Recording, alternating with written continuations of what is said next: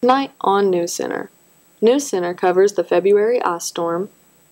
NewsCenter speaks with retired Professor John Modav. Reporters met with Pi Kappa Phi to learn more about their involvement with their philanthropy. This and much more tonight on NewsCenter.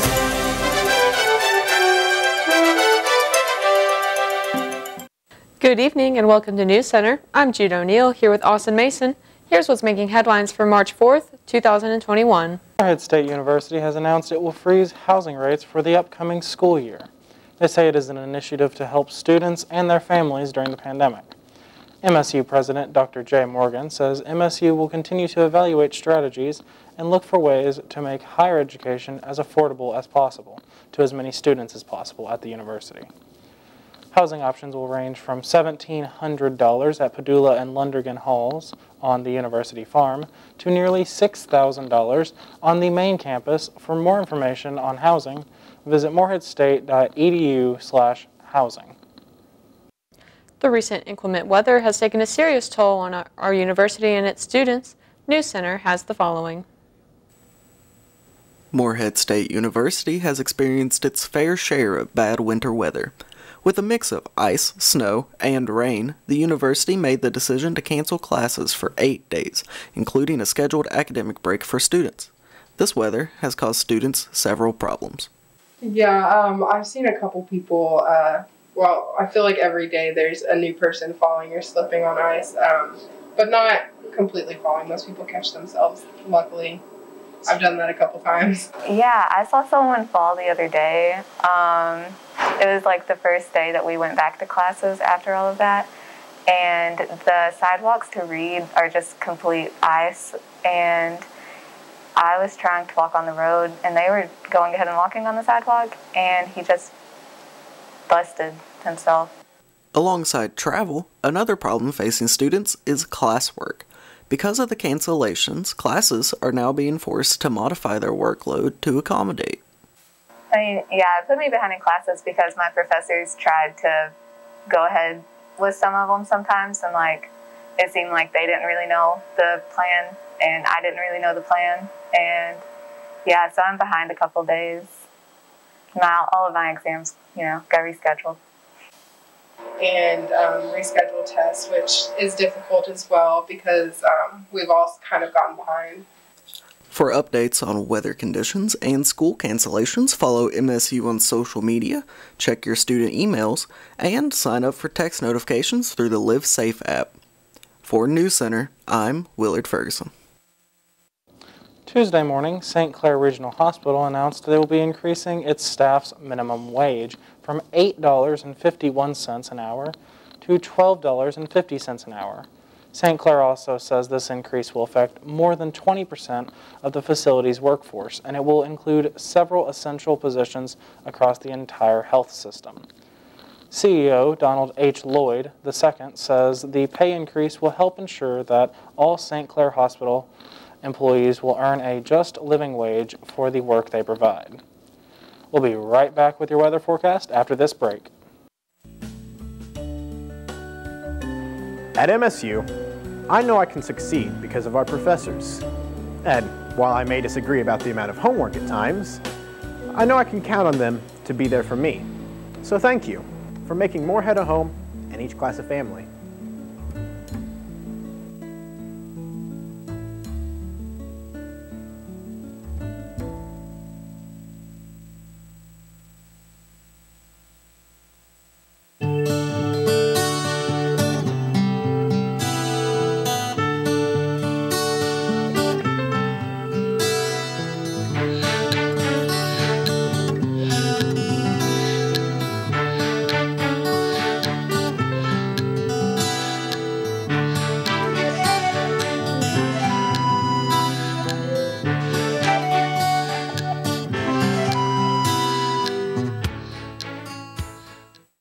Let's look at what kinds of masks you should wear to protect yourself and others from COVID-19.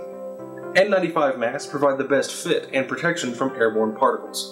Surgical masks, though they don't fit as tightly, still provide excellent protection from airborne particles. Though cloth masks aren't as protective, they are the most widely available and are still better than wearing no mask at all. According to a study from Duke University, neck gaiter masks should be avoided at all costs as they are actually worse than wearing no mask at all. That's all there is to it.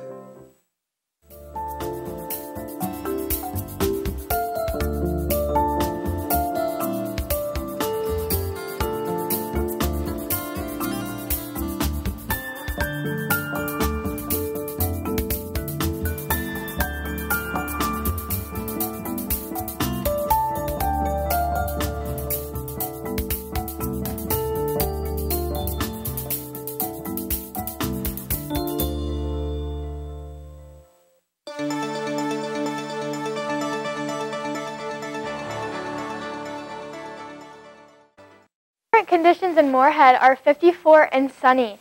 There's a 28% chance of humidity and the winds are at 10 miles per hour, so make sure you are holding on to your masks. All over Kentucky today we had a taste of spring. The high today was in Paducah at 66, following with Bowling Green at 64. It was 58 in Louisville today, 56 in Frankfort, 55 in Lexington, 59 in London, 55 in Ashland, and 54 in Moorhead. Tonight we are going to get a low of 25 with a 54% chance of precipitation. The days are getting longer as we are seeing the sun set at 6:30 tonight. Tomorrow will be partly cloudy and 45. The sun will be rising at 6:59 a.m. This week in Moorhead, we are getting a taste of spring. Today was 54 with a low of 25. Friday was 45 with a low of 26. Saturday is going to be 46 with a low of 25. Sunday, 45 with a low of 26. And Monday, 57 with a low of 37. Tuesday, 62 with a low of 42. And Wednesday will be a high of 66. Back to the desk with sports. Moorhead State shocked the college baseball world by knocking off the #1 team in the nation, the Louisville Cardinals, 5-2 at Jim Patterson Stadium. This Moorhead State's first win over a ranked team since the OVC tournament victory over Tennessee Tech. This is also the Eagles' first win over a non-conference ranked team since 2017. MSU halted a 20-game losing streak to U of L. Moorhead State will have a 3-game stand against Marshall starting March 5th through the 7th, with all games starting at 1 p.m. Eastern Standard Time. State's men's basketball team played Tennessee State last weekend at Johnson Arena. NewsCenter was there.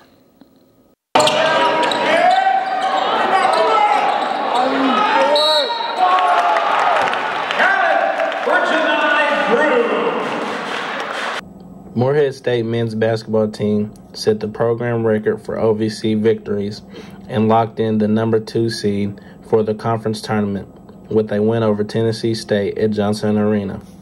The Eagles improved their record to 16-3 in league games in 2021, beating the previous OVC wins mark of 15 set by the 2009-2010 team. Senior James Baker led the Eagles with a season-high 15 points. Junior Devon Cooper reached double figures for the 20th time this season with 14 points, and sophomore guard Talon Cooper with 12 points. The Eagles got past an incredible stat night from Tennessee State guard Mark Freeman, who led all players with 30 points, but the Eagles limited Freeman to no points in the final 9 minutes. The Eagles will host Belmont at Johnson Arena Saturday, 4 p.m. Eastern Time. For NewsCenter, I'm Harvey Rice. Forward to New Heights Scholarship Campaign. The check. The Moorhead State's men's football team had a tough start to the season Saturday as they fell 52-0 to James Madison University at the Bridgeforth Stadium in Harrisonburg, Virginia. JMU held a 21-0 lead after the first quarter, and their rushing game also produced 369 ground yards. The Duke's only touchdown was on a 52-yard bomb in the second quarter. We'll be right back with more news after this.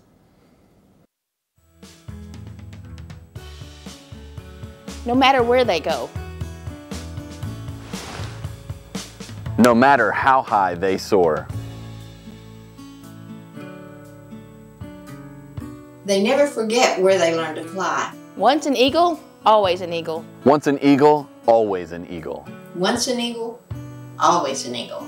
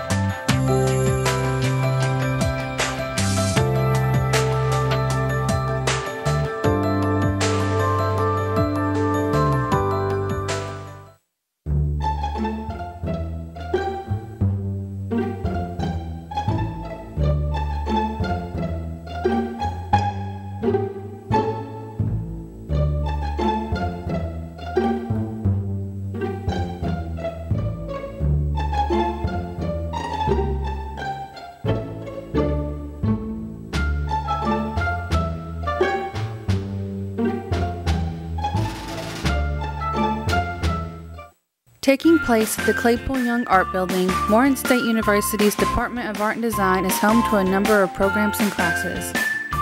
You can take courses in painting, drawing, graphic design, history, photography, and more. You can even obtain a degree in art education or a Bachelor of Fine Arts. To find out more about the Department of Art and Design, you can call 606-783-2766 or email arde@moreheadstate.edu. MSU's Department of Music, Theater, and Dance will be presenting Showtime, a dance review featuring Broadway hits like Hamilton, Grease, Moulin Rouge, Cabaret, and more. Showtime aired online Thursday through Sunday last week and is now airing online again today through Sunday, March the 7th. The MSU Theater box office is open Monday through Friday, 11 a.m. to 5 p.m. Online tickets are available at bookstore.moreheadstate.edu. For more information, email mdtboxoffice@moreheadstate.edu. Retired MSU professor of speech and communication, John Modaff, has written a book documenting his time as an educator. NewsCenter has the story.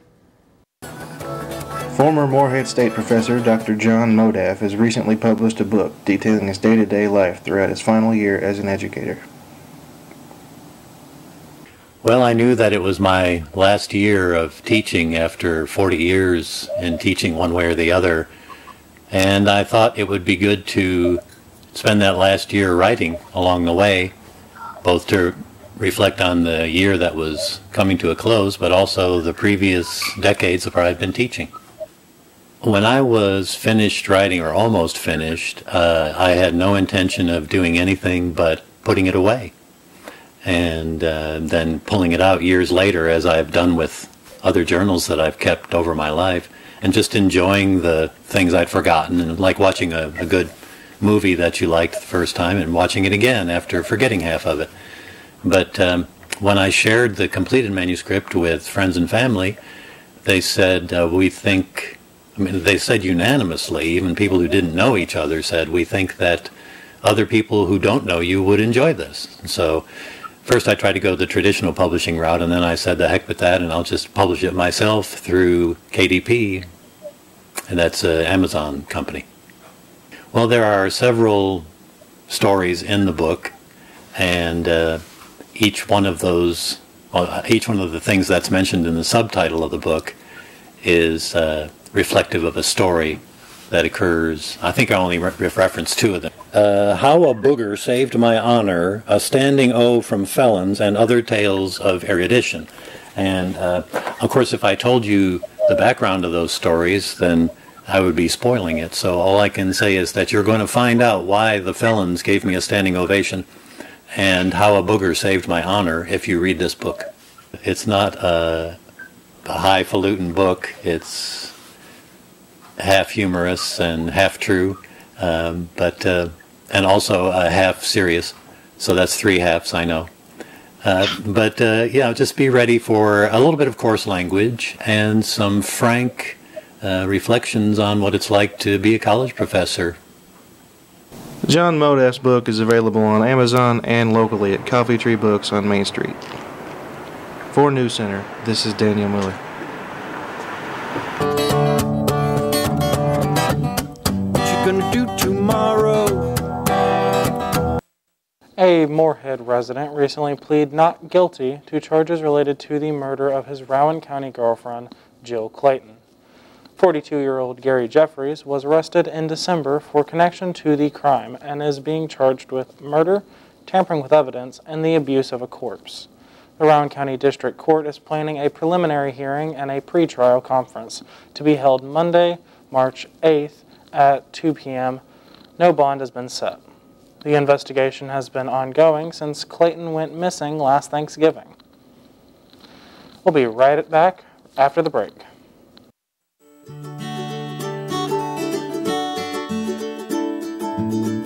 We don't care where you are from.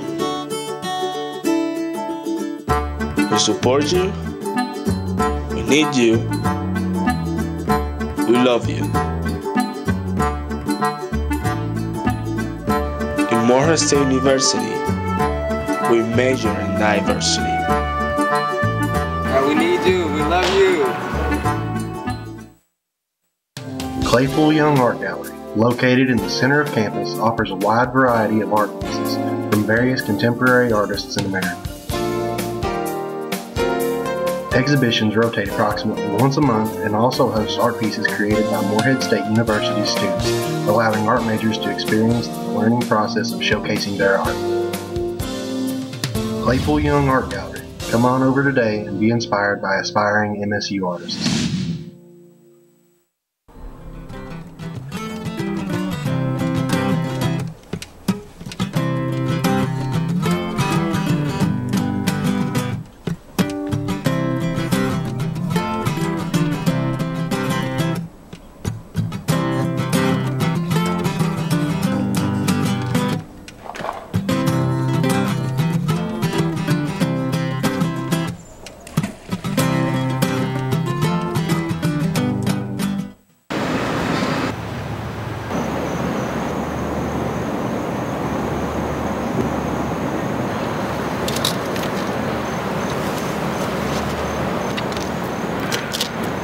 Lord, what fools these mortals be. Romeo, Romeo, wherefore art thou, Romeo? I have always depended on the kindness of strangers.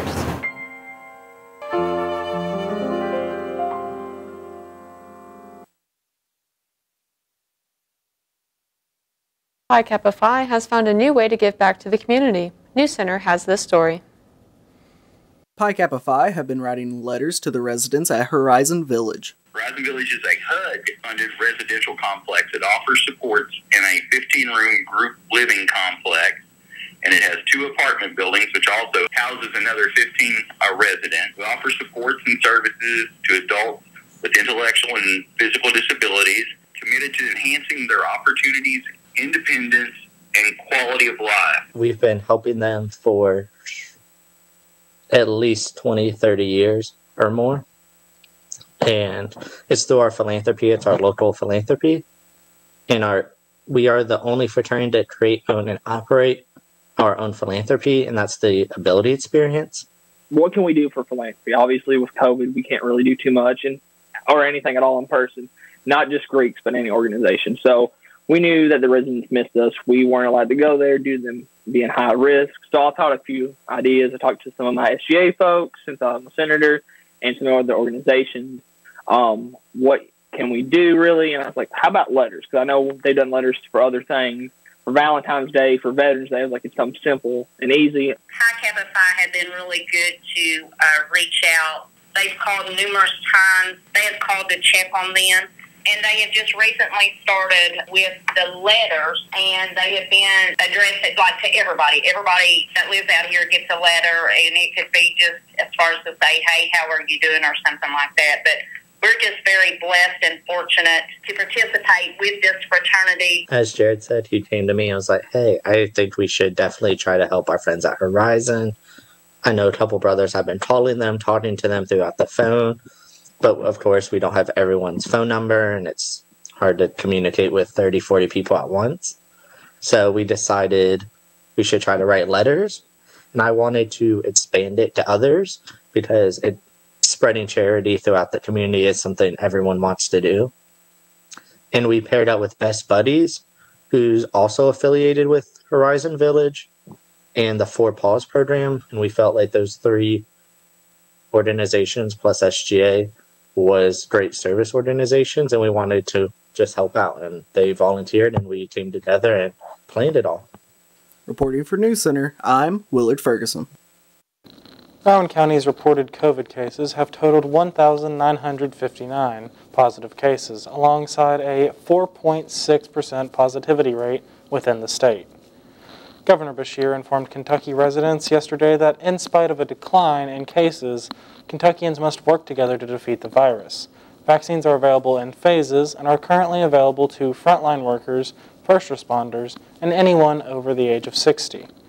Students and those who have not been vaccinated can find their vaccine eligibility status by visiting govstatus.egov.com. That's all the news we have for you this evening. From everyone here at NewsCenter, good night, and thanks for watching.